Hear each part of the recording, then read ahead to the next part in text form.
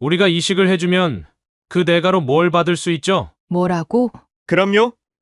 우리한테 공짜로 간 받아가려고 그랬어요? 이건 대가를 바라고 하는 일이 아니야.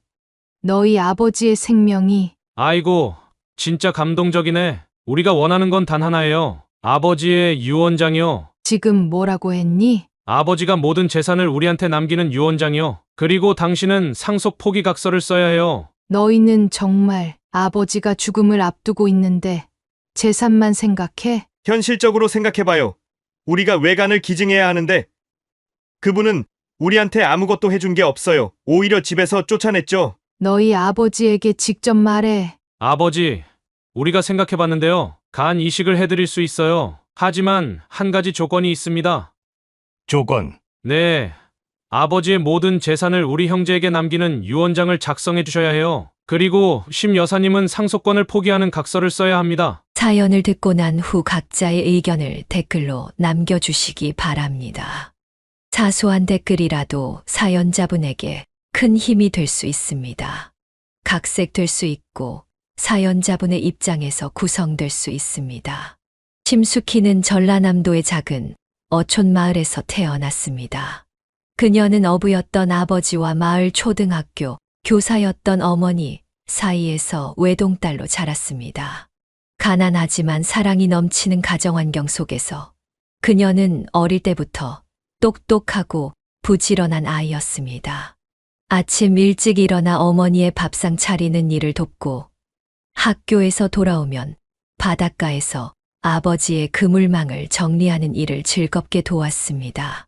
그녀의 유년기는 바다를 배경으로 펼쳐졌습니다. 파도 소리를 자장가 삼아 잠들고 갈매기 울음소리에 아침을 맞는 생활이었습니다.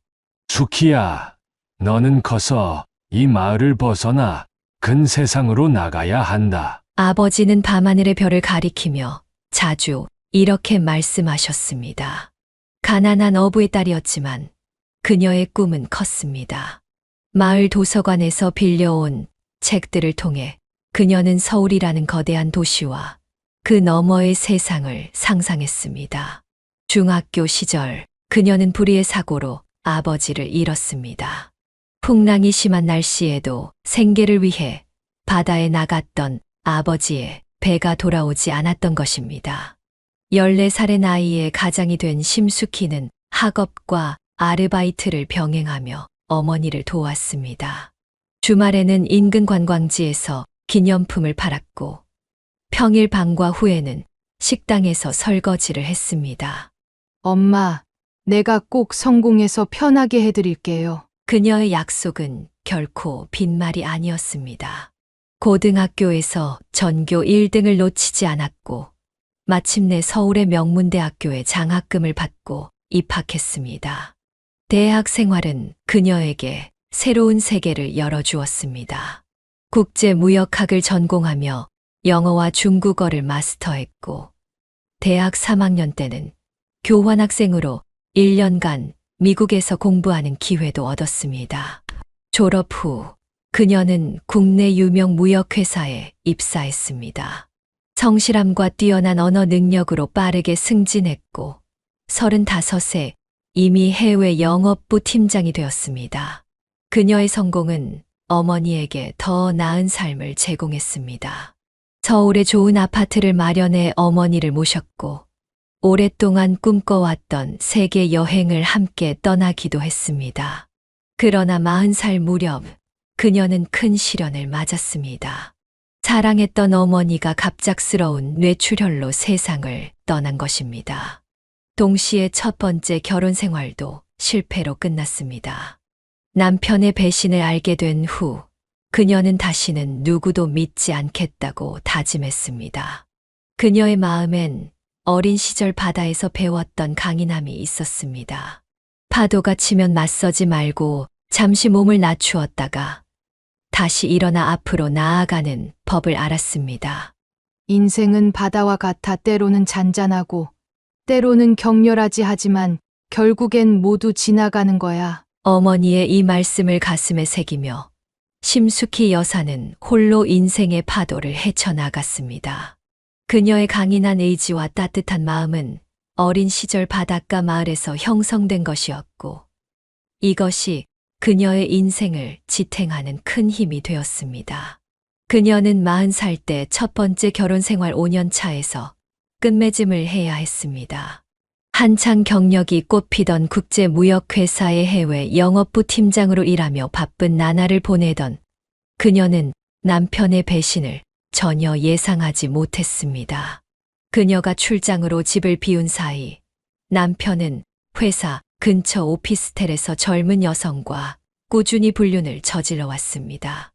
그것도 단순한 한 번의 실수가 아닌 계획적이고 지속적인 배신이었습니다.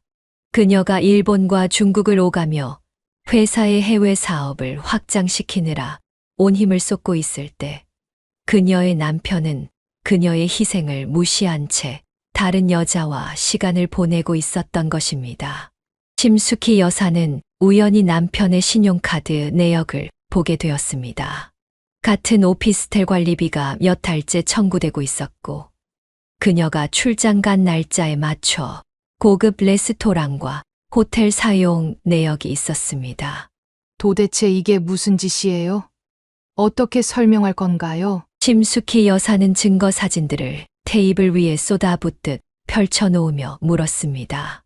남편의 얼굴이 창백하게 변했습니다. 무슨 말도 안 되는 소리를 하는 거야? 이건 조작된 거야. 증거를 들이밀자 남편은 처음에는 발뺌했지만 더 많은 증거들이 나오자 이내 고개를 떨구었습니다. 미안해. 정말 미안해. 이건 그냥 한 번의 실수였어. 심수키 여사는 차갑게 대답했습니다. 한 번이 아니잖아. 오피스텔까지 얻어서 몇 달째 계속 만났잖아. 내가 출장 간다던 주말에도, 내가 해외 나갔을 때도. 우리 이제 끝내자. 그녀는 이런 배신을 용서할 수 없었습니다. 그녀가 믿고 의지했던 남편이 그녀의 등 뒤에서 이런 짓을 해왔다는 사실이 그녀의 자존심을 완전히 짓밟아 버렸습니다. 평소 꼼꼼하고 철저한 성격답게 유능한 변호사를 고용해 이혼 소송을 진행했습니다. 재판은 순조롭게 진행되었고 그녀는 상당한 위자료와 재산 분할을 받아냈습니다. 남편은 마지막까지 그녀에게 용서를 구했지만 그녀의 마음은 이미 돌아섰습니다. 이혼이 확정된 날, 그녀는 홀가분한 마음으로 새 아파트로 이사했습니다. 넓은 창문으로 들어오는 햇살이 그녀의 새로운 시작을 축복하는 듯 했습니다. 하지만 그녀의 마음 속에는 깊은 상처가 남아 있었습니다. 이혼 후 그녀는 남성에 대한 불신으로 재혼을 생각조차 하지 않았습니다. 그녀는 자신의 일에 더욱 몰두했고 해외 시장 개척으로 회사에 큰 성과를 가져다 주며 승진을 거듭했습니다. 주말이면 요가와 클래식 음악 감상으로 마음의 평화를 찾았습니다. 사람들은 그녀를 보며 부러워했지만 아무도 그녀의 마음속 깊은 곳에 자리 잡은 외로움을 알지 못했습니다. 누가 봐도 멋지고 능력 있는 여성임에도 그녀의 마음속에는 깊은 상처가 남아 있었습니다. 이제 그녀의 인생에서 사랑이란 감정은 완전히 지워버리기로 결심했습니다. 그녀는 평생 혼자 살면서 자신의 커리어와 취미 생활에 충실하리라 다짐했습니다. 하지만 인생은 그녀가 계획한 대로 흘러가지 않았습니다. 50살이 되던 해, 그녀의 인생에 예상치 못한 변화가 찾아왔습니다. 그리고 그 변화는 그녀가 절대로 기대하지 않았던 방향으로 그녀를 이끌어갔습니다. 이혼 후 심수키 여사는 철저하게 자신만의 세계를 구축했습니다. 그녀는 10년 동안 남성과의 만남을 완전히 차단한 채 오직 직장과 집만 오가는 단조로운 생활을 이어갔습니다. 회사에서는 냉철한 판단력과 뛰어난 협상 능력으로 해외 영업부의 에이스로 자리매김했지만 퇴근 후에 그녀는 철저히 외부와 단절된 삶을 살았습니다. 동료들의 친절한 권유에도 그녀는 미소로 거절하곤 했습니다. 그녀의 개인 일정은 대부분 홀로 보내는 시간이었습니다. 예전에 즐기던 등산과 낚시 대신 그녀는 요가와 클래식 음악 감상에 빠져들었습니다. 특히 바흐의 첼로 모음곡을 들으며 와인 한 잔을 즐기는 저녁 시간은 그녀에게 작은 사치였습니다. 그녀는 이런 고독한 삶에 완전히 적응했고 더 이상의 변화를 기대하지도 원하지도 않았습니다. 그러던 어느 날 회사의 해외 거래처 접대를 위한 문화 프로그램을 찾던 그녀는 우연히 지역 문화센터의 와인 테이스팅 강좌를 알게 되었습니다. 와인에 대한 기본적인 지식만 있던 그녀는 업무에 도움이 될 것이라는 생각으로 강좌에 등록했습니다. 첫 강의에서 그녀는 강사의 깊은 지식과 우아한 말투에 감탄했습니다. 그는 박정훈 교수로 은퇴 전 유명 대학의 식품영양학과 교수였으며 와인 연구로 국제적 명성을 얻은 인물이었습니다. 그의 나이는 60이 넘었지만 여전히 지적 매력과 품위를 잃지 않은 모습이 인상적이었습니다. 강의가 끝나고 그가 질문을 받을 때 그녀는 용기를 내어 손을 들었습니다. 와인을 고를 때 가장 중요한 기준은 뭔가요? 가격 아니면 산지? 흥미로운 질문이네요. 사실 가장 중요한 건 당신의 취향입니다.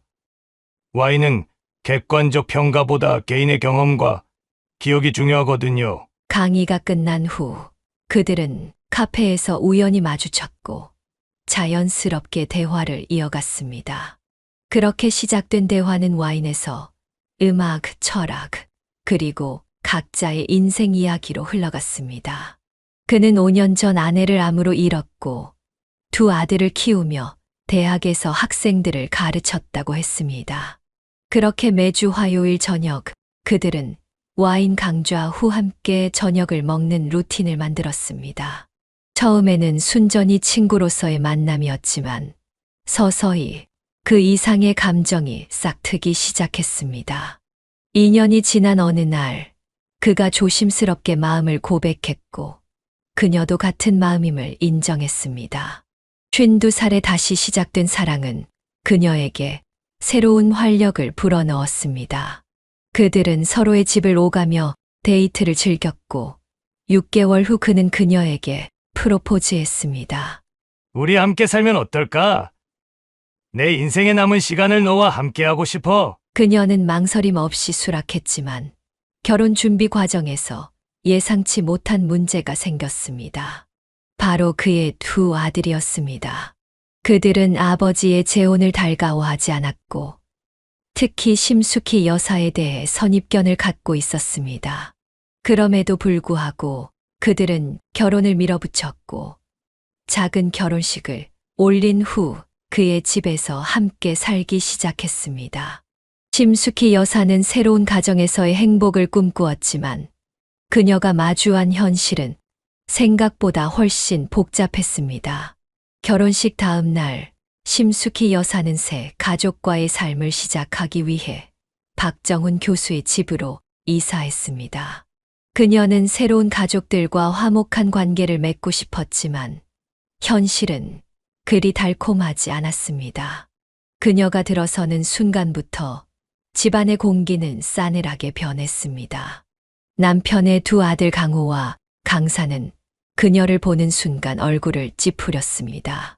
큰아들 강호는 성공한 IT 스타트업 CEO였고 작은 아들 강사는 유명 종합병원 전문의였습니다.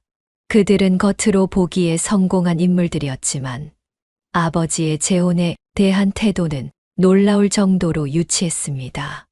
아버지, 정말 이렇게 진행하실 거예요?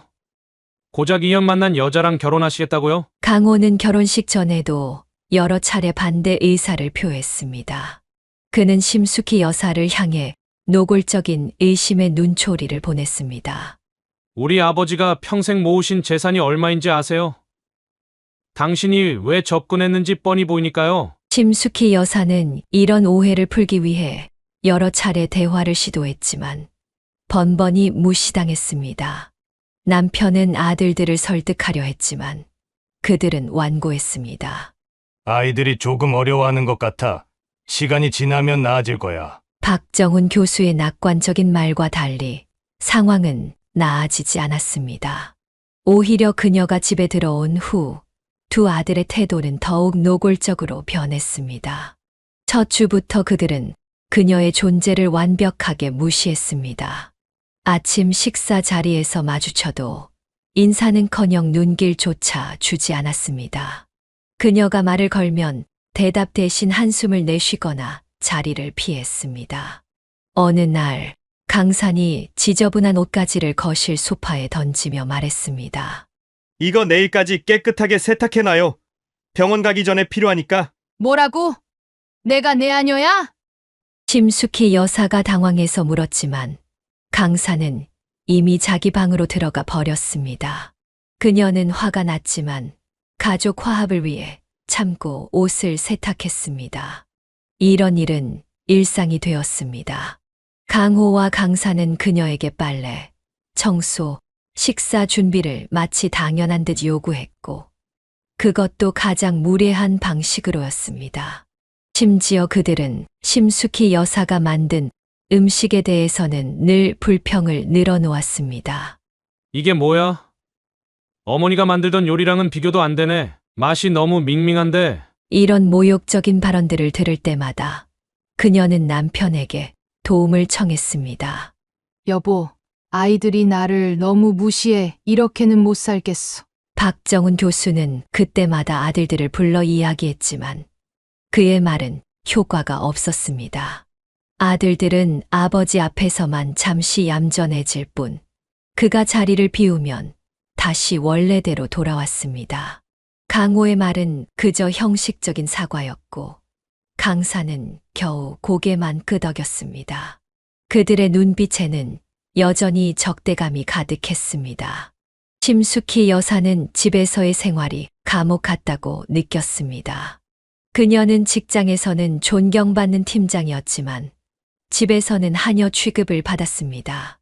그녀는 이런 상황을 참고 견디면서 언젠가는 아들들의 마음이 열리기를 기다렸습니다. 시간이 해결해 줄 거야. 그들도 언젠가는 내 진심을 알아볼 테니까. 그녀는 스스로를 위로하며 하루하루를 버텼지만 상황은 점점 더 악화되어 갔고 그녀는 이 집에서의 삶이 얼마나 더 견딜 수 있을지 의문이 들기 시작했습니다. 재혼 생활 3개월째 접어든 어느 토요일 오후 심숙희 여사는 남편과 함께 저녁 식사 약속이 있어 일찍 귀가했습니다. 집에 도착했을 때 현관에 낯선 구두가 놓여 있었지만 아들들이 친구를 데려왔나 보다 생각했습니다. 그녀는 조용히 집 안으로 들어와 방으로 향했습니다. 2층 계단을 오르던 중 그녀는 서재에서 들려오는 강호와 강산의 대화 소리를 들었습니다. 평소라면 그냥 지나쳤겠지만 자신의 이름이 언급되는 것 같아 그녀는 발걸음을 멈추었습니다. 형, 솔직히 아버지가 저 아줌마랑 결혼한 거 이해 안 돼. 저렇게 늙어 빠진 여자를 왜 데려왔는지. 강산의 목소리였습니다. 심숙희 여사는 가슴이 철렁 내려앉는 느낌이었지만 계속 귀를 기울였습니다. 내 말이 아버지가 외로우셨나 봐. 사별하시고 혼자 계시던 게 힘드셨던 거지. 그래도 저런 여자랑? 아니, 진짜 이해 안 가. 아버지 수준이 그렇게 낮았나? 두 형제는 킬킬거리며 웃었습니다. 심숙희 여사는 숨을 죽이고 더 가까이 다가갔습니다. 야, 내가 생각해봤는데 그거 아냐? 그 여자가 침대에서 뭔가 특별한 재주가 있는 거. 뭐? 말도 안 돼. 아버지랑 그 아줌마가? 어우, 생각만 해도 끔찍하다. 그런데 생각해봐. 아버지가 젊은 여자도 아니고 저런 아줌마한테 빠진 이유가 뭐겠어? 그거 말고는 설명이 안 되잖아. 형, 진짜 그럴 수도 있겠다. 아버지가 요즘 왜 그렇게 싱글벙글하고 다니시는지. 두 사람은 더럽다는 듯이 웃음을 터뜨렸습니다. 심숙희 여사는 얼굴이 화끈거리는 것을 느꼈지만 그 자리를 떠날 수 없었습니다. 근데 더 중요한 건 아버지 재산이지. 저 여자가 눈독 들이고 있을 거 아냐? 강호의 목소리가 갑자기 진지해졌습니다. 당연하지. 어머니가 평생 모은 와인 컬렉션이랑 초판본 서적들. 그리고 아버지 퇴직금이랑 부동산까지 우리 아버지 재산이 만만치 않은데 맞아. 저 여자 분명히 그거 노리고 접근한 거야. 우리가 절대 가만히 있으면 안 돼. 심숙희 여사는 그 말에 더욱 충격을 받았습니다. 그녀는 한 번도 남편의 재산에 관심을 둔 적이 없었습니다. 오히려 그녀 자신이 경제적으로 충분히 독립적이었습니다. 형, 우리 확실히 해둬야 해. 아버지 유산은 절대 저 여자한테 가면 안 돼. 10원 한 장도 줘선 안 된다고. 걱정 마. 내가 이미 변호사랑 상담했어. 어머니가 남긴 재산은 우리 형제에게 상속되는 게 맞대. 그리고 아버지 재산도 유언장만 잘 작성하면 돼. 아버지가 그럴 리가 있겠어? 저 여자한테 홀딱 빠지셨는데 그래서 우리가 저 여자를 쫓아내야 하는 거야. 아버지가 정신 차리실 때까지. 심숙희 여사의 귀에 들리는 말들은 점점 더 충격적이었습니다. 그들은 그녀를 집에서 내쫓기 위한 계획까지 세우고 있었습니다. 어떻게 할 건데? 일단 계속 괴롭히는 거지. 저 여자가 견디지 못하고 스스로 나가게 만들면 돼. 청소고 빨래고 계속 시키고 음식 맛없다고 투정 부리고 아버지 안 계실 때 아예 무시하는 거야. 형, 이거 진짜 통할까? 두고 봐. 사람은 참을 수 있는 한계가 있어. 저 여자도 결국에는 못 버티고 나갈 거야. 심숙희 여사는 더 이상 들을 수 없었습니다. 그녀는 조용히 계단을 내려와 현관으로 나갔습니다. 그리고 마치 지금 도착한 것처럼 문을 크게 열고 들어왔습니다. 그녀는 평소와 다름없이 밝게 인사했지만 그녀의 마음은 이미 산산조각 나 있었습니다. 그날 밤 그녀는 들은 내용을 남편에게 말해야 할지 고민했지만 가족 간의 갈등을 더 키우고 싶지 않아 침묵을 지켰습니다. 하지만 그 대화는 그녀의 마음속에 깊은 상처를 남겼고 더 이상 이 집에서 편안함을 느낄 수 없게 되었습니다. 충격적인 대화를 들은 후에도 심숙희 여사는 가족의 평화를 위해 참고 지냈습니다. 그러나 그녀의 인내심은 곧 한계에 다다랐습니다.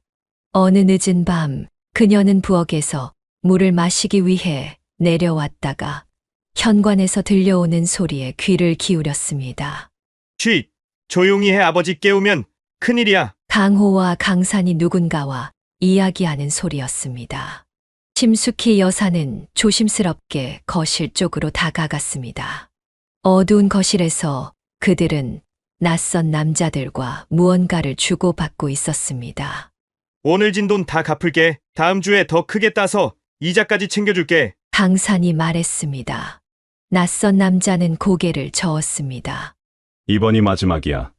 다음에 또 미루면 우리도 윗선에 보고할 수밖에 없어. 그들이 떠난 후 심숙희 여사는 거실 한편으로 숨어 두 의부사들의 대화를 더 엿들었습니다. 망했어. 형, 이번 달에만 5천만 원 날렸어. 아버지가 알면 죽일 거야. 진정해. 내일 아버지 통장에서 좀 빼내면 돼. 비밀번호 알잖아. 하지만 이번 달에 벌써 세 번째야. 아버지가 눈치챌 거야. 그럼 어쩔 건데? 저 사람들한테 돈 못 갚으면 우리 다 죽는 거야. 심숙희 여사는 숨을 죽였습니다.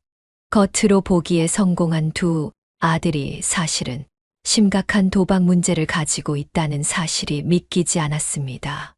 아버지, 카드 한도가 얼마지? 3천만 원 정도는 될 거야. 그걸로 우선 급한 불부터 꺼. 이번 주말에 강원랜드 가서 한탕 크게 해보자. 운이 좋으면 한 방에 다 갚을 수 있어. 매번 그렇게 말하지만 항상 더 큰 빚만 지게 되잖아. 진정해. 우리 아버지는 부자야. 최악의 경우에는 와인, 컬렉션이나 초판본 몇 권 빼돌리면 돼. 그 정도면 빚 다 갚고도 남을 거야. 심숙희 여사는 더 이상 참을 수 없었습니다. 그녀는 다음 날 아침 남편을 깨워 모든 사실을 털어놓았습니다. 여보, 당신 아들들이 심각한 도박 문제가 있어. 어젯밤에 들은 이야긴데 빚이 엄청나게 많은 것 같아. 뭐라고?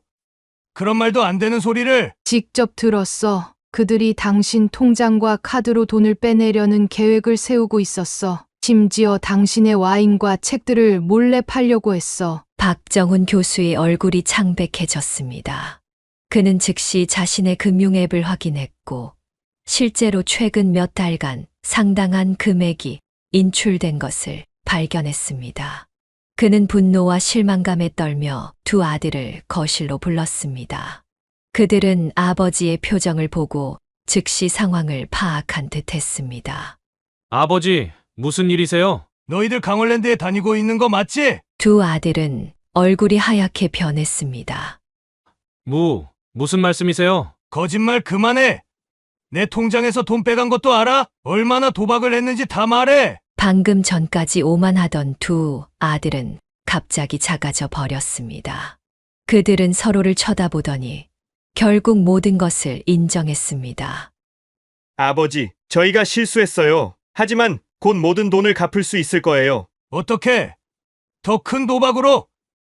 이제 내 앞에서 사라져. 당장 이 집에서 나가. 남편은 분노로 떨고 있었고 두 아들은 더 이상 변명할 말을 찾지 못했습니다. 그들은 고개를 숙인 채 방으로 돌아갔고 그날 오후 짐을 싸서 집을 나갔습니다. 심숙희 여사는 남편을 위로하며 곁에 있었지만 그녀의 마음 한편에는 묘한 승리감이 느껴졌습니다. 도박 사실이 드러나고 일주일 후 박정훈 교수는 두 아들을 다시 집으로 불렀습니다. 심숙희 여사는 남편이 아들들을 용서할까 걱정했지만 그의 결정은 단호했습니다. 거실에 모인 가족들 사이에는 무거운 침묵이 흘렀습니다. 너희들 앞으로의 계획을 들어보고 싶구나. 박 교수가 차분하게 말했습니다. 강호가 기대에 찬 표정으로 고개를 들었습니다. 저희가 많이 반성했어요. 아버지, 이제 도박은 절대 안 할게요. 반성, 이제 와서 너희가 얼마나 많은 돈을 탕진했는지 알아? 얘 평생 모은 돈의 상당 부분이 너희 도박빚으로 날아갔어. 하지만 아버지, 저희가 앞으로는 정말로 열심히 살게요. 강산이 끼어들었습니다. 결정했다. 너희에게 각각 아파트 한 채씩 사줄 거야. 살기 좋은 곳으로 골랐어. 하지만 그게 마지막이야. 앞으로는 용돈도 생활비도 어떤 재정적 지원도 없을 거다. 두 아들은 놀란 표정으로 서로를 바라보았습니다. 아버지, 그건 너무 갑작스러운. 선택의 여지는 없어. 너희는 이미 성인이고 화려한 학벌과 직업을 가졌잖아. 이제는 스스로 살아갈 시간이야. 이번 주말까지 짐을 다 싸도록 해. 남편의 단호한 태도에 두 아들은 더 이상 반박하지 못했습니다. 심숙희 여사는 안도의 한숨을 내쉬었지만 이것이 끝이 아니란 걸 직감했습니다. 다음 날 아침 심숙희 여사가 홀로 부엌에서 커피를 마시고 있을 때 강호와 강산이 들어왔습니다. 그들의 눈빛에서 그녀는 불길한 예감을 느꼈습니다. 좋은 아침. 좋은 아침이라 우리한테는 전혀 좋지 않은데 강호가 비꼬았습니다. 뭘 원하는 거니? 나 바쁜데. 그녀는 방어적인 태도를 취했습니다. 당신 때문에 우리가 집에서 쫓겨나게 생겼어. 강산이 날카롭게 말했습니다. 아버지한테 우리 얘기 고자질한 거 당신이지? 너희가 도박하는 거 내가 직접 들었어. 너희 아버지가 알아야 할 권리가 있었어. 누가 당신 보고 참견하래. 우리 가족 일에 끼어들지 마. 당신은 우리 가족이 아니야. 난 너희 아버지의 아내야. 그리고 너희가 그분의 돈을 훔쳐 도박하는 걸 가만히 볼 순 없었어. 뭐? 당신이 뭔데 우리를 판단해? 강산이 테이블을 내리쳤습니다. 당신 같은 늙은 여우가 우리 아버지 돈 노리고 접근한 거 우리가 모를 줄 알아? 심숙희 여사는 분노로 얼굴이 붉어졌습니다. 나는 돈 때문에 너희 아버지와 결혼한 게 아니야. 나도 내 직업이 있고 내 수입이 있어. 그래? 그럼 왜 결혼했어? 어머니가 돌아가시고 외로운 노인네를 등쳐먹으려고? 이봐, 입 조심해. 내가 너희 아버지를 얼마나 사랑하는지. 역겨워. 강호가 그녀의 말을 자르며 냉소적으로 말했습니다. 당신 나이에 사랑? 웃기지 마. 우린 당신 진짜 모습을 알아. 그리고 언젠가 아버지도 알게 될 거야. 그들은 끔찍한 비속어를 쏟아내며 그녀를 모욕했고 심숙희 여사는 눈물을 참으며 그 자리를 피했습니다. 그녀는 남편에게 이 일을 말할까 고민했지만 더 큰 갈등을 원치 않아 입을 다물었습니다. 주말에 두 아들은 짐을 싸서 새 아파트로 이사했습니다. 박 교수는 약속대로 아파트 열쇠를 주고 마지막 인사를 건넸습니다. 그들이 떠난 후 집안에는 묘한 평화가 찾아왔습니다. 심숙희 여사와 박 교수는 오랜만에 평온한 시간을 보낼 수 있었습니다. 그러나 한 달도 채 지나지 않아 강호와 강산이 다시 찾아왔습니다. 그들의 얼굴에는 절박함이 역력했습니다. 아버지, 생활비가 필요해요. 강호가 머뭇거리며 말했습니다. 뭐야? 생활비가 왜 모자른 거냐? 회사가 어려워? 그게 회사에서 일시적으로 어려움이 있어서요. 스타트업이 항상 순조롭지는 않잖아요. 난 병원에서 당직 문제로 급여가 좀 깎였어요. 강산도 변명을 늘어놓았습니다. 박 교수는 그들의 말을 믿지 않았습니다. 그는 이미 지인을 통해 두 아들이 직장에 제대로 나가지 않고 있다는 소식을 들었습니다. 그들은 여전히 도박에 빠져 있었고 새 아파트를 담보로 대출까지 받은 상태였습니다. 돈 없다. 이제 너희는 스스로 살아가라. 아버지, 어떻게 이러실 수 있어요? 우리가 굶어 죽으면 좋겠어요. 직업을 가진 성인이 왜 굶어 죽어? 책임감을 배울 때가 됐다. 두 아들은 문을 쾅 닫고 나가며 심숙희 여사를 원망스러운 눈으로 노려보았습니다. 그들의 눈빛에는 이 모든 건 내 탓이다라는 메시지가 담겨 있었습니다. 이후에도 그들은 종종 찾아와 돈을 요구했지만 박 교수는 단 한 번도 흔들리지 않았습니다. 그리고 심숙희 여사를 향한 두 아들의 적대감은 날이 갈수록 깊어갔습니다. 아들들이 독립한 지 2달이 지났습니다. 집에는 평화가 찾아왔지만 심숙희 여사의 마음은 점점 무거워졌습니다. 그녀는 비록 아들들이 자신을 미워했지만 어쩐지 그들의 안위가 걱정되었습니다. 특히 밤마다 한숨을 내쉬는 남편을 보며 그녀의 마음은 더욱 복잡해졌습니다. 어느 밤 그녀는 테라스에서 홀로 와인을 마시고 있는 남편에게 다가갔습니다. 여보, 괜찮아? 요즘 자주 생각에 잠기는 것 같아. 박 교수는 깊은 한숨을 내쉬었습니다. 애들 걱정이 돼. 내가 너무 가혹했나 싶기도 하고. 아이들에게 연락해 볼까? 한 번 정도는 찾아가 보는 게 어떨까? 그래도 피는 물보다 진하다잖아. 아니, 아직은 아니야. 그 아이들이 정신 차리기 전에는 찾아가지 않을 거야. 남편은 와인 잔을 내려놓고 그녀의 손을 잡았습니다. 사실 내가 아이들을 지켜보고 있어. 뭐라고? 흥신소 고용해서 매일 보고를 받고 있지. 심숙희 여사는 놀라서 그를 바라보았습니다.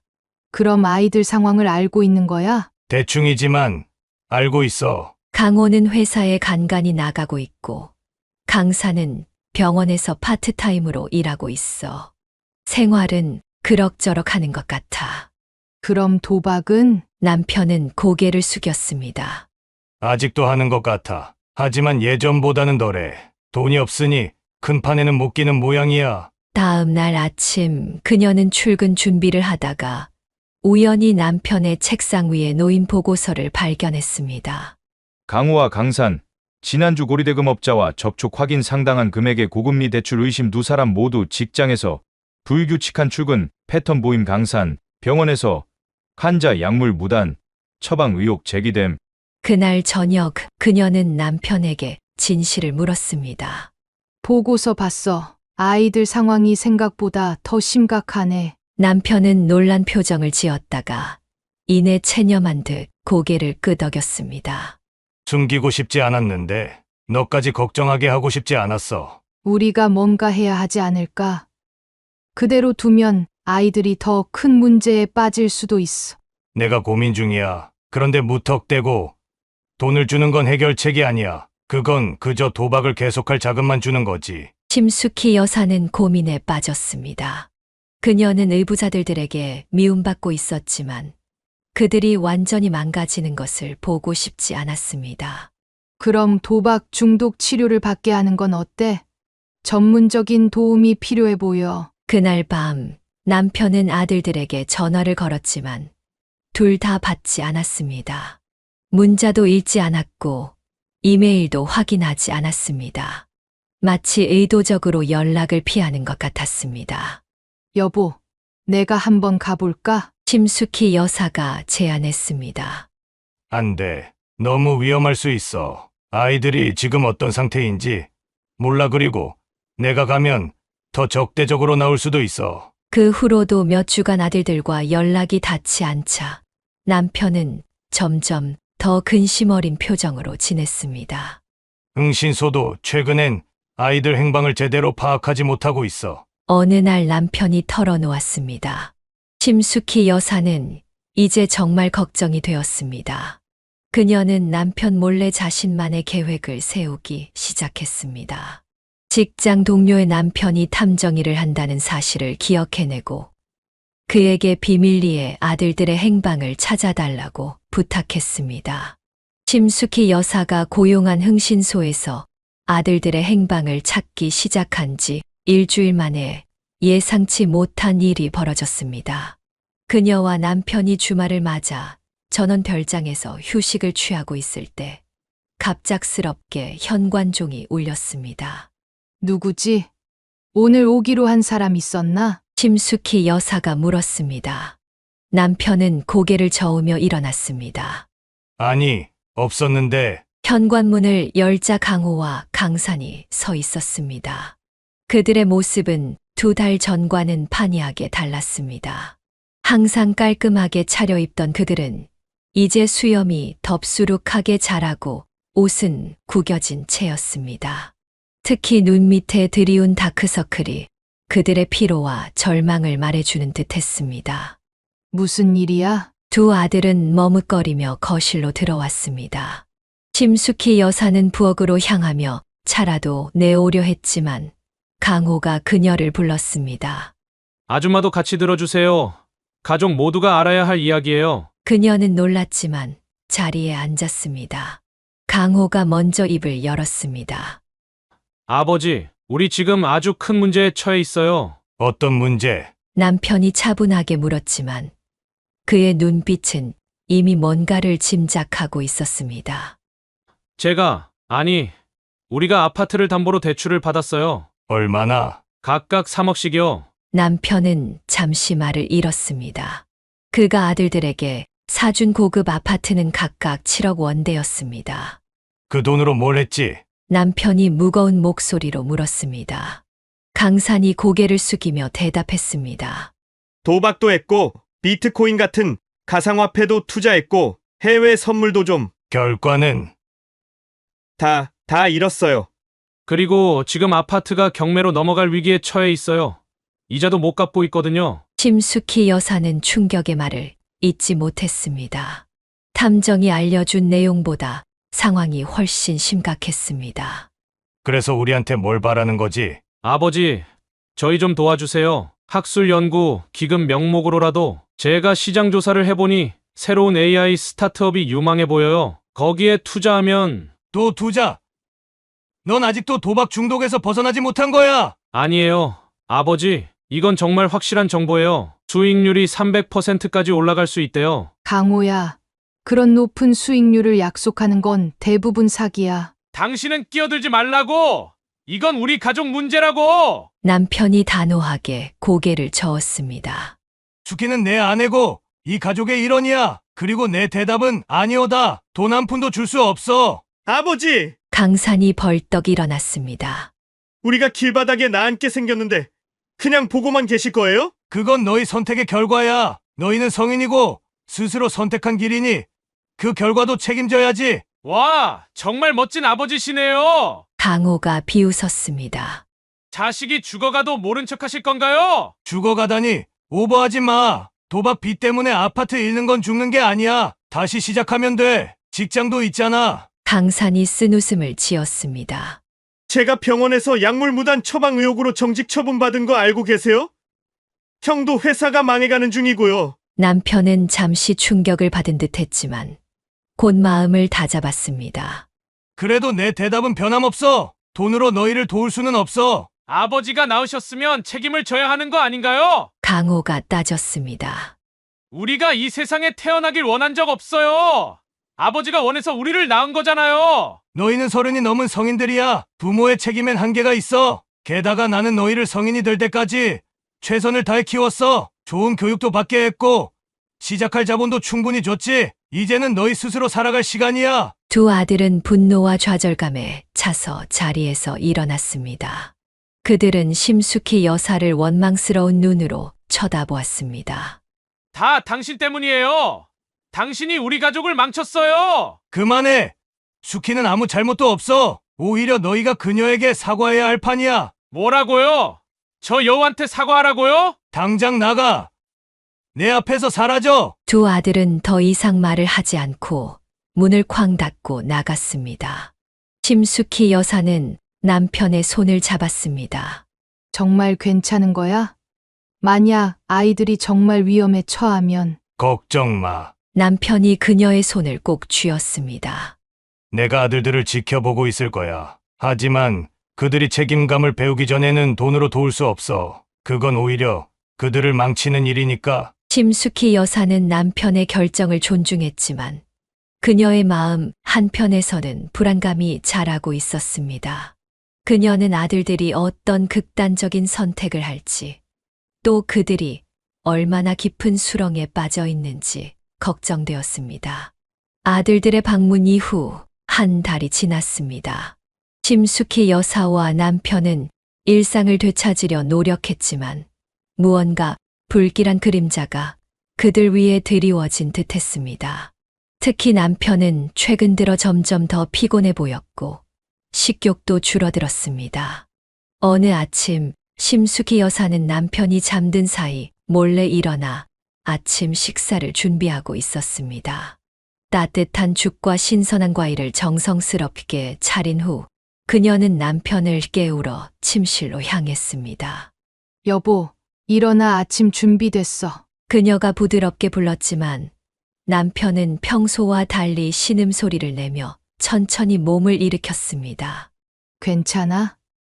안색이 안 좋아 보여. 남편은 얼굴을 찌푸리며 배를 만졌습니다. 윗배가 좀 아파. 소화가 안 되는 것 같아. 심숙희 여사는 걱정이 되었지만 남편이 괜찮다며 그저 가벼운 소화불량이라고 주장했기에 더 이상 말하지 않았습니다. 그러나 그날 오후 남편이 갑자기 얼굴이 창백해지며 식은땀을 흘리기 시작했습니다. 여보, 정말 괜찮아? 너무 안색이 안 좋아. 심숙희 여사가 다가가 남편의 이마를 짚었습니다. 열은 없었지만 남편은 고통스러운 표정을 지으며 배를 감싸 안았습니다. 아파 전보다 더 심해졌어. 병원에 가보자. 내가 운전할게. 그녀는 더 이상 지체하지 않고 남편을 차에 태워 서울의 유명 대학병원 응급실로 향했습니다. 응급실 의사는 간단한 검사 후 바로 추가 검사를 지시했습니다. 박 교수님, CT 촬영을 해봐야 할 것 같습니다. 간 부위에 이상이 있는 것 같아요. 남편과 심숙희 여사는 불안한 마음으로 검사 결과를 기다렸습니다. 마침내 주치의가 심각한 표정으로 상담실로 그들을 불렀습니다.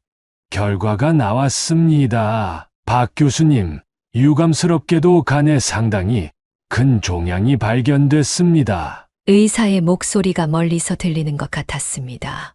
심숙희 여사는 귀를 의심했습니다. 종양이요? 어떤? 간암입니다. 그것도 상당히 진행된 상태입니다. 사기로 판단됩니다. 심숙희 여사는 순간 다리에 힘이 빠지는 것을 느꼈습니다. 남편은 충격을 받은 듯 아무 말도 하지 못했습니다. 치료 방법은 있나요? 현재 상태로는 항암 치료를 시작할 수 있지만 완치를 기대하기는 어렵습니다. 가장 효과적인 방법은 간 이식입니다. 간 이식이요? 네, 간은 다른 장기와 달리 부분 이식이 가능합니다. 생체 기증자가 있다면 기증자의 간 일부를 환자에게 이식하는 수술을 할 수 있습니다. 심숙희 여사는 즉시 두 아들이 생각났습니다. 그들은 남편의 친자식이었고 이식 적합성이 높을 것이었습니다. 가족 중에 이식이 가능한 사람이 있을까요? 직계 가족이 가장 적합합니다. 특히 자녀분들이 있으시다면 심숙희 여사는 남편을 바라보았습니다. 남편은 여전히 충격에서 벗어나지 못한 듯 했습니다.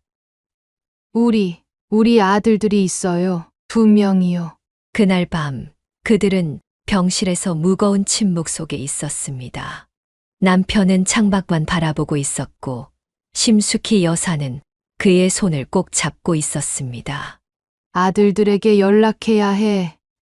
아니, 남편의 목소리는 단호했습니다. 왜? 그 아이들이 너를 도울 수 있어. 간 이식이 필요하다고. 나는 그 아이들에게 아무것도 받고 싶지 않아. 특히 지금 상황에서는. 하지만 여보, 이건 생명과 직결된 문제야. 자존심 때문에. 자존심이 아니야. 남편이 그녀를 바라보았습니다. 그럼 뭐야? 왜 도움을 거부하는 거야? 그 아이들이 날 위해 간을 기증한다면 평생 그들에게 빚을 진 느낌으로 살아야 해. 그건 내가 원하는 삶이 아니야. 심숙희 여사는 남편의 고집에 답답함을 느꼈지만 그의 감정도 이해했습니다. 그녀는 그날 밤 병원 복도에서 몰래 전화를 걸었습니다. 하지만 예상대로 두 아들은 전화를 받지 않았습니다. 다시 탐정에게 연락해 아들들의 행방을 찾아달라고 부탁했습니다. 3일 후 흥신소에서 연락해 왔습니다.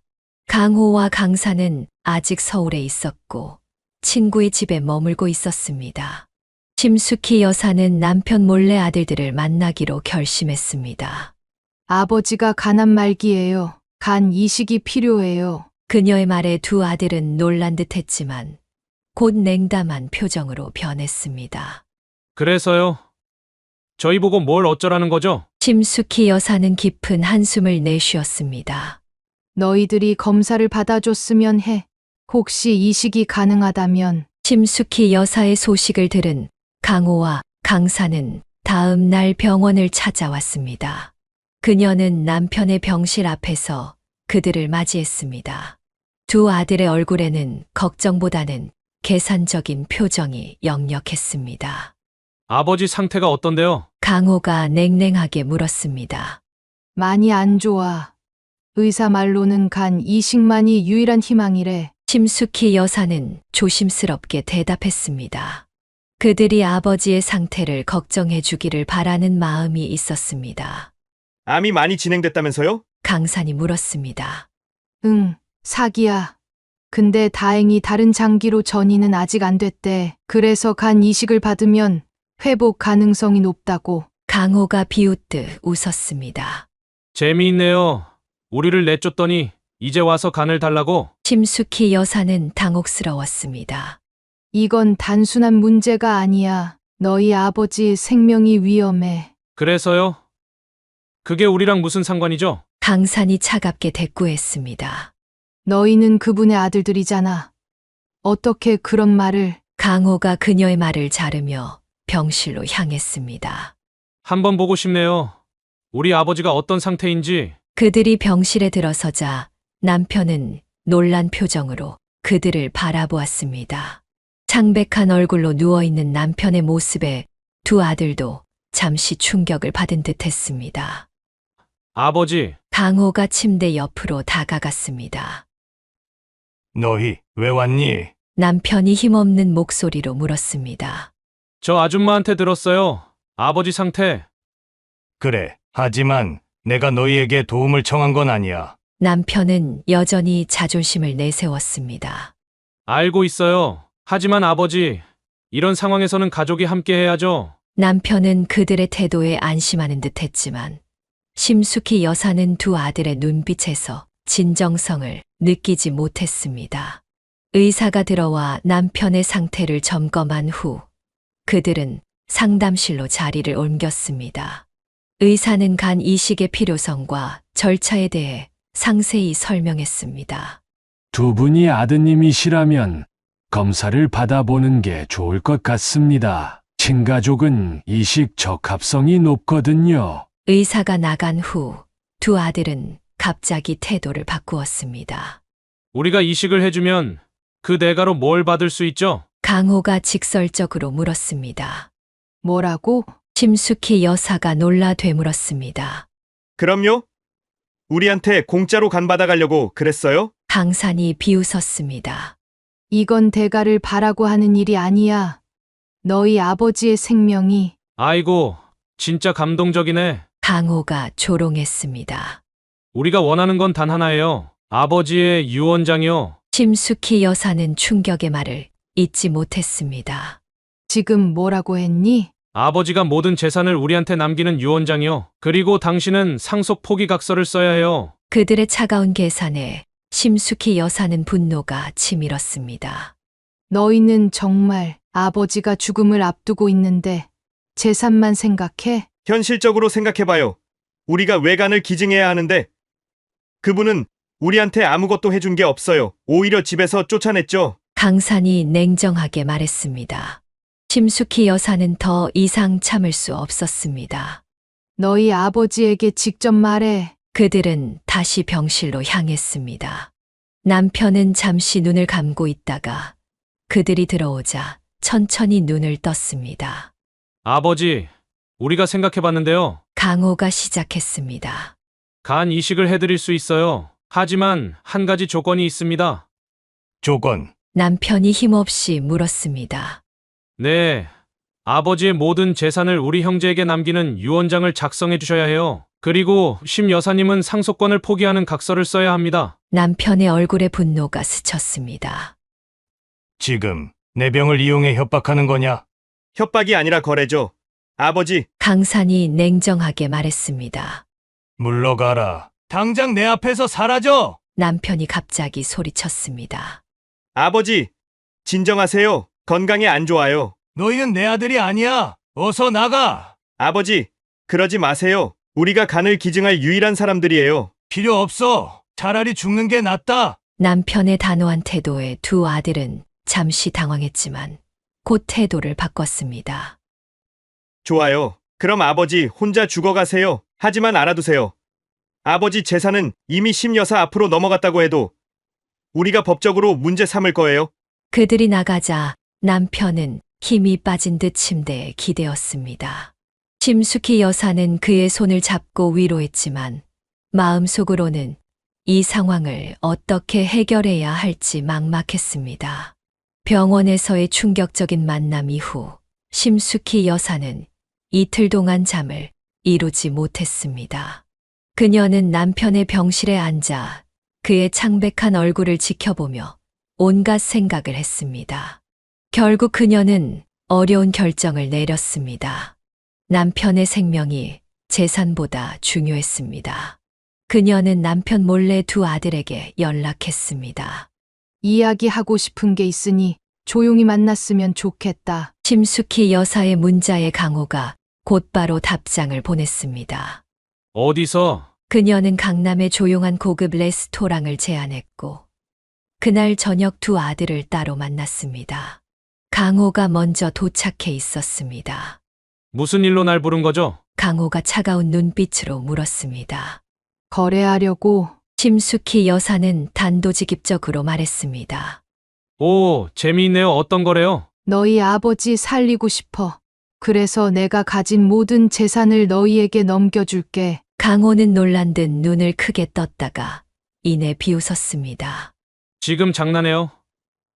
그냥 유언장으로 상속받을 수도 있는데 왜 우리가 간을 떼줘야 하죠? 내 아버지가 간 이식 없이는 6개월도 살기 힘들대. 그리고 내 이름으로 된 재산은 법적으로 내 아버지 죽음 후에도 너희가 받을 수 없어.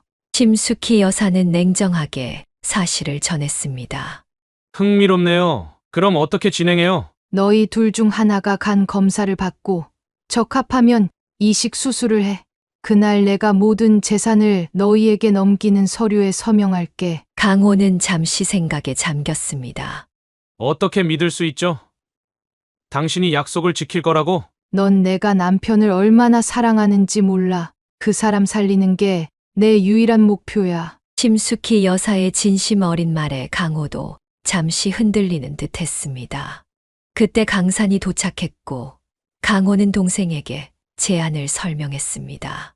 어때? 할 만한 거래 같지 않아? 너무 좋아서 의심스러울 정도네. 강산이 의심의 눈초리로 심숙희 여사를 보며 말했습니다. 우리가 먼저 검사를 받고 적합하다고 결과가 나와야 재산을 넘기는 거죠? 그래. 수술 당일에 모든 서류 작업을 마치기로 하자. 강호와 강산은 서로 눈빛을 교환했습니다.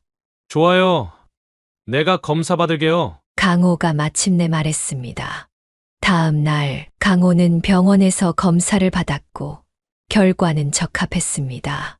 수술 날짜가 일주일 후로 잡혔습니다. 심숙희 여사는 남편에게 거짓말을 했습니다. 여보, 강호가 자발적으로 간 이식을 해주기로 했어. 남편은 믿기지 않는다는 표정을 지었습니다. 정말 그 아이가 왜 그런 결정을 했지? 마음이 바뀐 모양이야. 내가 아프다는 소식에 정신을 차린 것 같아. 남편은 여전히 의심스러워했지만 희망의 빛이 보이자 수술 준비를 시작했습니다. 심숙희 여사는 변호사를 통해 모든 재산 이전 서류를 준비했습니다. 수술 당일 아침 심숙희 여사는 병원 근처 카페에서 두 아들과 만났습니다. 강호는 이미 수술 전 준비를 마친 상태였습니다. 자, 여기 모든 서류예요. 심숙희 여사가 두꺼운 서류 뭉치를 테이블 위에 올려놓았습니다. 다 확인해봐. 강호와 강사는 서류를 꼼꼼히 살펴보았습니다. 음료수 드세요. 강산이 심숙희 여사에게 비타민 음료를 건넸습니다. 긴장되시죠? 이거 마시면 좀 진정될 거예요. 심숙희 여사는 고마운 마음에 음료를 받아 한 번에 마셨습니다. 그들은 서류 작업을 계속했지만 10분 후 그녀는 갑자기 심한 졸음을 느꼈습니다. 이상하네. 너무 졸린데. 그녀의 목소리가 점점 약해졌습니다. 아, 그거 수면제가 들어있어요. 걱정 마세요. 죽지는 않아요. 강산이 차갑게 웃으며 말했습니다. 왜? 수술은? 수술? 누가 진짜로 수술할 거라고 했어요? 강호가 비웃었습니다. 우리는 재산만 챙기면 돼요. 아버지는? 글쎄요. 운이 좋으면 다른 기증자를 찾을 수도 있겠죠? 심숙희 여사는 말을 하려 했지만 의식이 점점 흐려졌습니다. 마지막으로 본 것은 두 아들이 모든 서류를 가방에 넣는 모습이었습니다. 그녀가 다시 눈을 떴을 때는 이미 오후 3시였습니다. 수술 예정 시간이 2시간이나 지나 있었습니다. 그녀는 황급히 병원으로 달려갔지만 강호는 어디에도 보이지 않았습니다. 남편의 병실에 도착하자 의사와 간호사들이 혼란스러운 표정으로 서 있었습니다.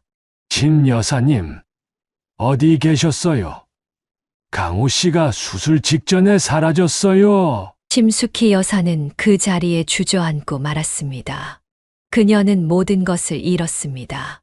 남편의 생명을 구할 기회와 모든 재산까지.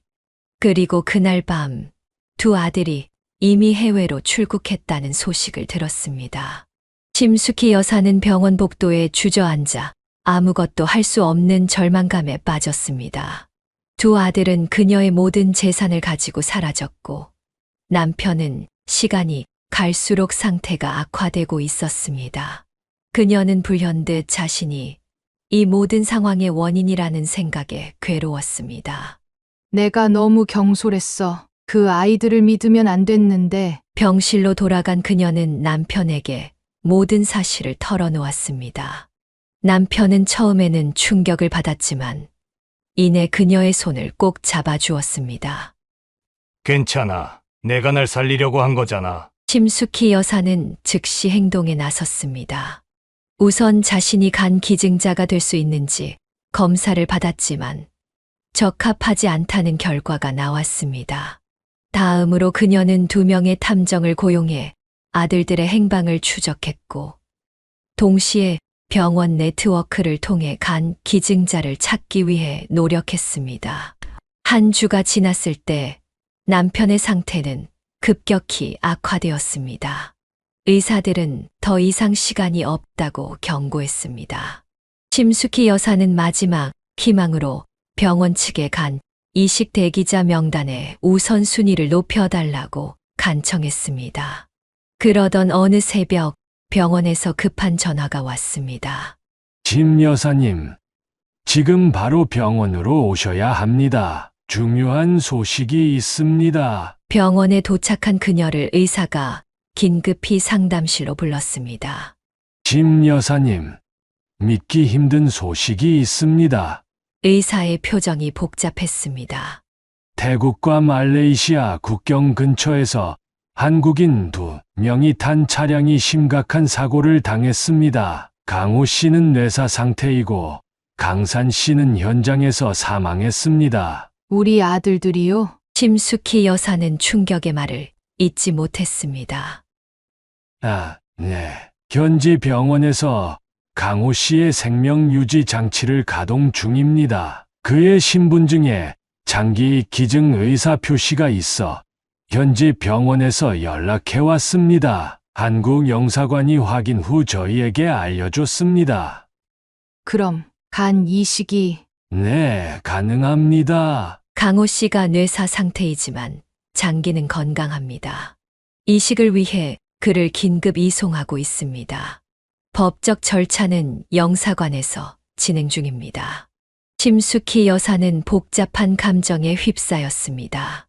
그녀의 의부자들이 뇌사 상태라는 비극적인 소식과 함께 남편을 살릴 수 있다는 희망이 동시에 찾아온 것입니다. 인생이 참 아이러니하네요. 의사가 말했습니다. 강호 씨가 생전에 거부했던 간 이식이 이제 가능해졌습니다. 다음 날 강호는 서울로 이송되었고 장기 기증 절차가 시작되었습니다. 심숙희 여사는 남편에게 이 복잡한 상황을 설명했습니다. 남편은 깊은 슬픔에 잠겼지만 수술에 동의했습니다. 내 아들이 마지막으로 나에게 생명을 주는군. 수술은 성공적으로 진행되었습니다. 강호의 간은 남편의 몸에 잘 적응했고 의사들은 예후가 매우 좋다고 했습니다. 회복 기간 동안 심숙희 여사는 변호사를 통해 아들들이 가져간 재산에 대한 법적 조치를 취했습니다. 다행히 대부분의 재산은 해외 계좌에 동결된 상태였고 법원의 명령으로 되찾을 수 있었습니다. 심숙희 여사는 남편의 손을 꼭 잡았습니다. 그녀는 아들들의 비극적인 운명을 슬퍼하면서도 한편으로는 그것이 인과응보라고 생각했습니다. 강호가 뇌사 판정을 받고 간 이식이 이루어진 후 그의 생명 유지 장치는 결국 꺼졌습니다. 심숙희 여사는 두 의부사들의 장례 준비를 맡았습니다. 남편은 아직 회복 중이었기에 그녀가 모든 절차를 진행했습니다. 태국에서 사망한 강산의 시신도 한국으로 이송되어 두 형제의 장례식이 함께 치러졌습니다. 장례식장에는 예상과 달리 많은 사람들이 찾아왔습니다. 대부분은 두 형제의 친구들과 지인들이었습니다. 그중 한 여성이 심숙희 여사에게 다가왔습니다. 저는 민지라고 해요. 강우 씨의 약혼녀였어요. 심숙희 여사는 놀라서 그녀를 바라보았습니다. 약혼녀요? 처음 들어요. 민지는 슬픈 미소를 지었습니다. 강우 오빠가 가족들에게 말하지 않았나 봐요. 우리는 6개월 전에 만났어요. 오빠가 도박 중독으로 힘들어할 때 제가 상담사로 일하던 중독 치료센터에서요. 그 아이가 치료를 받고 있었다고요? 네. 강산 씨와 함께요. 두 분 다 정말 열심히 노력하고 있었어요. 특히 강우 오빠는 변하고 싶어 했어요. 심숙희 여사는 충격을 받았습니다. 그녀가 알던 강호와는 전혀 다른 모습이었습니다. 마지막으로 오빠를 만났을 때 아버지에게 사과하고 싶다고 했어요. 그동안 자신이 얼마나 어리석었는지 깨달았다고. 민지의 눈에서 눈물이 흘러내렸습니다. 그런데 갑자기 태국으로 떠난다고 하더라고요. 무슨 일인지 물었지만 대답하지 않았어요. 그저 돌아오면 모든 걸 설명해 주겠다고. 심숙희 여사는 가슴이 아팠습니다. 그녀는 강호가 재산을 가지고 도망친 사실을 민지에게 말하지 않았습니다. 그저 그녀의 손을 잡아주었습니다. 장례식 후 강호의 아파트를 정리하던 중 심숙희 여사는 책상 서랍에서 편지 한 통을 발견했습니다. 봉투에는 아버지께라고 적혀 있었습니다. 그녀는 남편에게 그 편지를 전했습니다. 남편이 편지를 읽자 그의 눈에서 눈물이 흘러내렸습니다. 아들이 사과하고 싶었대. 그리고 본인이 변했다는 걸 증명하고 싶었대. 심숙희 여사는 남편 옆에 앉아 편지를 함께 읽었습니다. 강호는 자신의 잘못을 인정하고 도박 중독 치료를 받고 있다고 썼습니다. 그리고 아버지의 재산을 되찾아 돌려드리겠다는 약속도 있었습니다. 그런데 왜 갑자기 태국으로 간 걸까? 심숙희 여사가 의아해했습니다. 답은 몇 주 후 태국 경찰의 수사 결과에서 나왔습니다. 강호와 강사는 사실 그들이 이전에 거래했던 불법 도박 조직을 신고하기 위해 태국으로 갔다는 것이었습니다. 그들은 경찰에 협조하여 증거를 수집하던 중 조직에게 발각되어 쫓기다가 사고를 당한 것으로 밝혀졌습니다. 결국 그 아이들은 잘못을 바로잡으려고 했던 거였군요. 남편이 흐느꼈습니다. 심숙희 여사는 이제야 모든 것이 이해되었습니다. 그들이 자신의 재산을 가져간 것은 도박 조직에 접근하기 위한 미끼였을 수도 있었습니다. 두 형제는 진정으로 변화하려 했지만 운명이 그들을 비극적인 결말로 이끌었습니다. 회복 후 남편과 심숙희 여사는 도시 생활을 정리하고 한적한 전원주택으로 이사했습니다. 그들은 매년 두 아들의 기일에 작은 추모식을 엽니다. 강호의 간을 통해 생명을 얻은 남편은 이제 아들의 일부가 자신 안에 살아있다는 사실에 위안을 얻습니다. 그들의 전원주택 뒤뜰에는 두 그루의 어린 나무가 자라고 있습니다. 두 아들을 상징하는 나무들이 햇빛을 받으며 천천히 하지만 확실하게 자라나고 있습니다. 사연을 듣고 댓글을 남겨주시기 바랍니다. 사소한 의견일지라도 사연자분에게는 큰 힘이 됩니다. 노골적인 악성 댓글은 사연자분에게 상처가 될 수 있으니 삼가주시기 바랍니다.